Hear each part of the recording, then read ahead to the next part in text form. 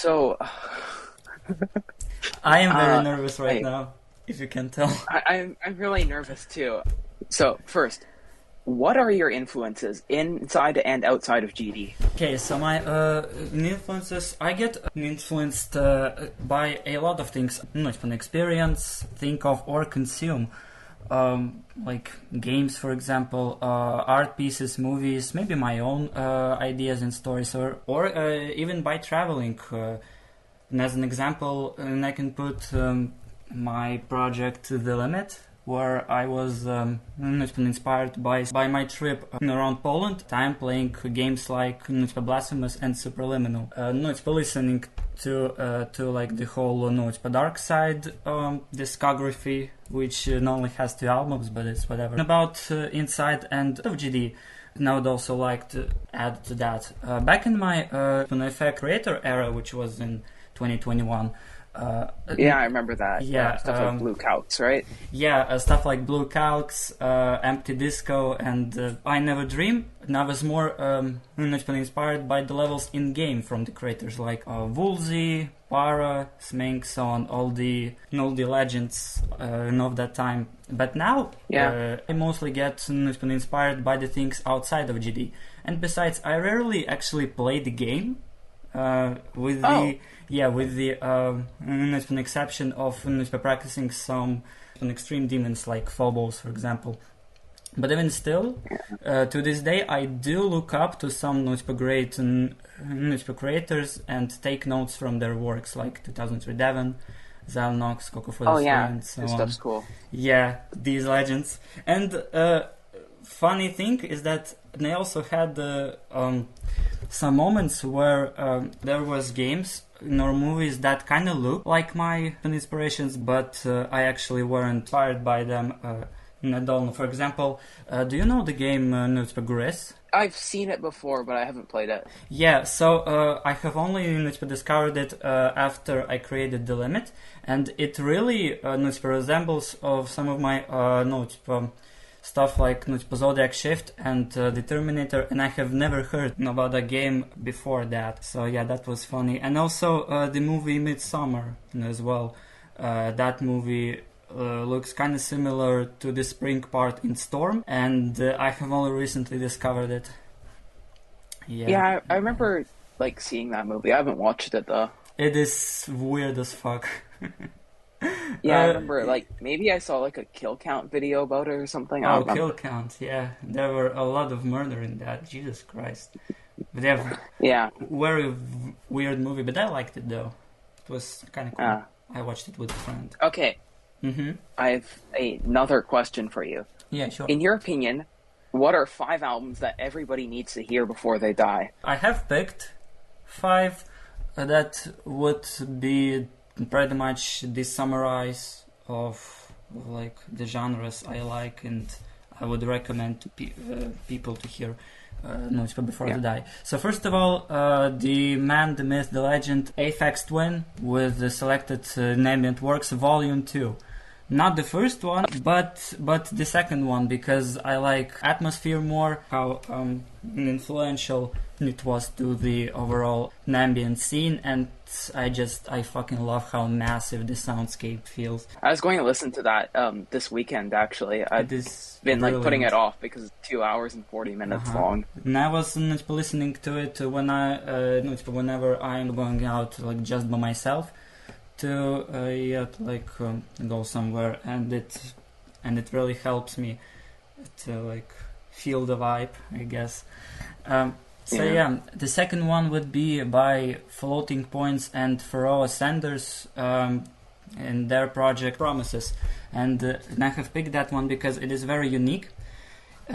In the terms of that, basically the whole album is one motif, like and that's it, the whole album, but with different vibes, like so it feels very cohesive and doesn't sound that repetitive, which is very surprising.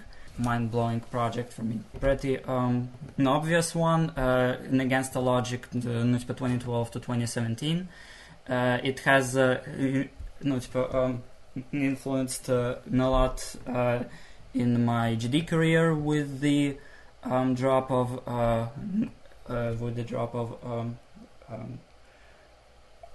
with the drop of I Never Dream, yes, and the whole project has just a masterful sampling and sound design, and it is one of the best house, dance, and electronic albums I've ever heard. So yeah, the fourth one is Swans to Be Kind.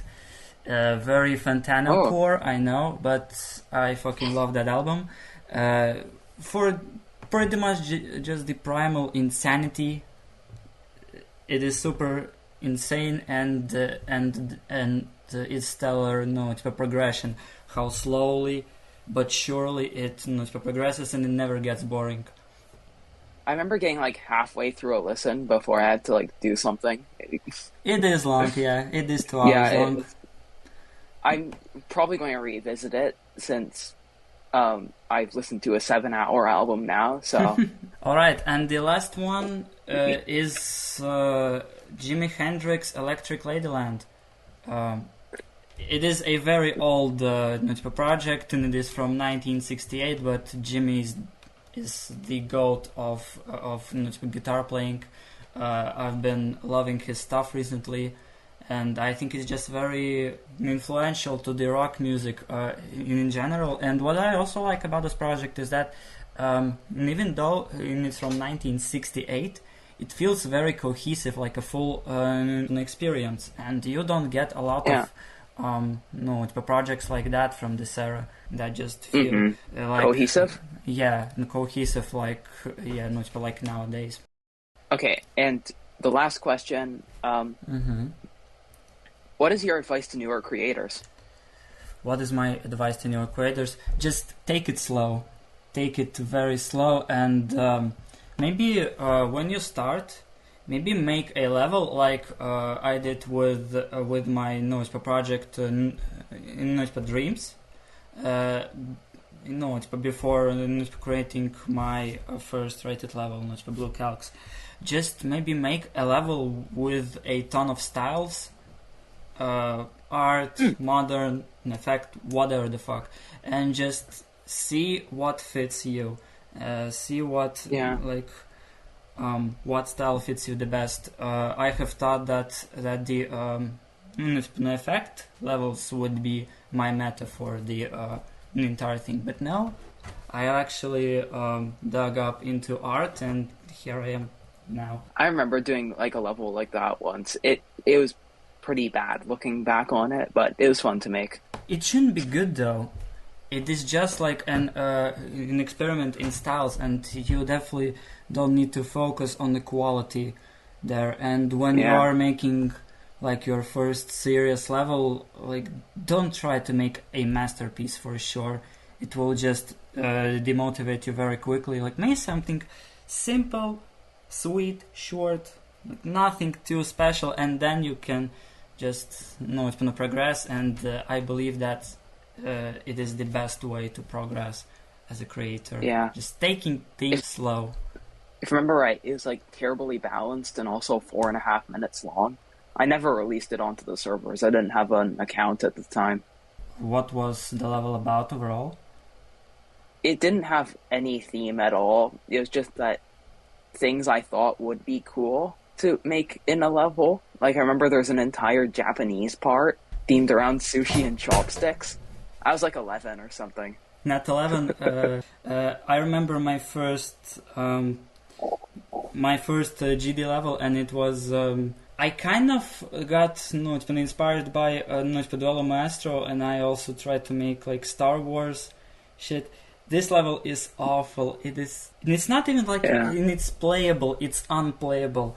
If you want, I can send you the video, and you'll just see for yourself. But it's fucking terrible. Send me the video. 2017. I was exactly 11 at that time, and I've made so many bad levels until 2021. It's scaringly awful. And so now I only got good only recently, and that's why I tell everyone to keep things slow, because it will come to you eventually. I think the first level I made that was like above a 5 out of 10 was only like maybe a year ago, and I've been playing Geometry Dash for like 3 years now. I've been playing since 2015, so that makes me 8 years. Oh, wow, that's a long time. Yeah, but I've been now it's 9 in 2015, so I was just playing on my phone without any account, and I made my account in 2018. Yeah, and anything else you wanted to any question? No other questions, so bye. Alright, cool, see you later.